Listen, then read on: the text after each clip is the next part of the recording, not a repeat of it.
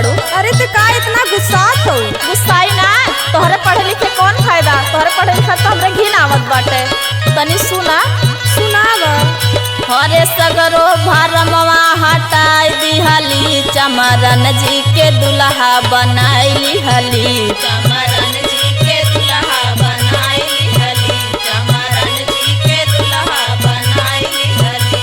हर बनाई हली हो, बनाई हली हो, बनाई हली। चमरन जी के दुल्हा बनाई हली, चमरन जी के दुल्हा बनाई हली, चमरन जी के दुल्हा बनाई हली।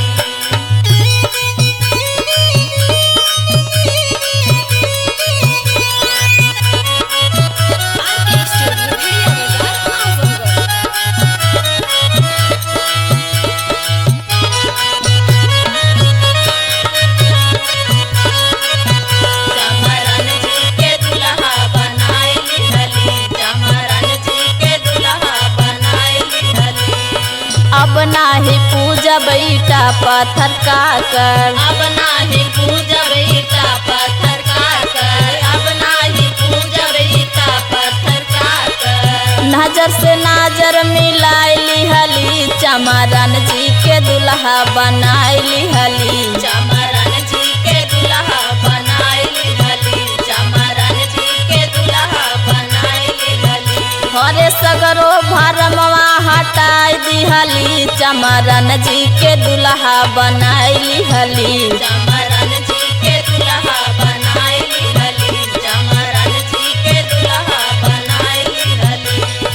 देहले बा इजाजत भारत के कानून हो, देहले बा इजाजत भारत के कानून हो, देहले बा इजाजत भारत के कानून हो। कोटमैर जिला से कराई हली, चमरन जी के दुल्हा बनाई हली, चमरन जी के दुल्हा बनाई हली, चमरन जी के दुल्हा बनाई हली।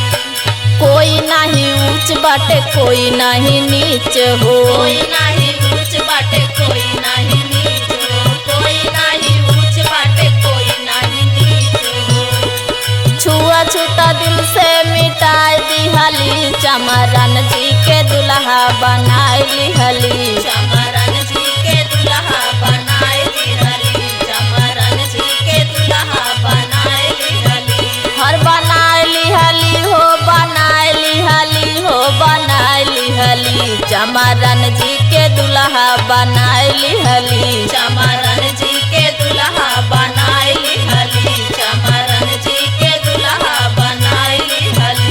हरे सगरो भरमवा हटाई दिहली, चमरन जी के दुल्हा बनाई हली, चमरन जी के दुल्हा बनाई हली, चमरन जी के दुल्हा बनाई हली।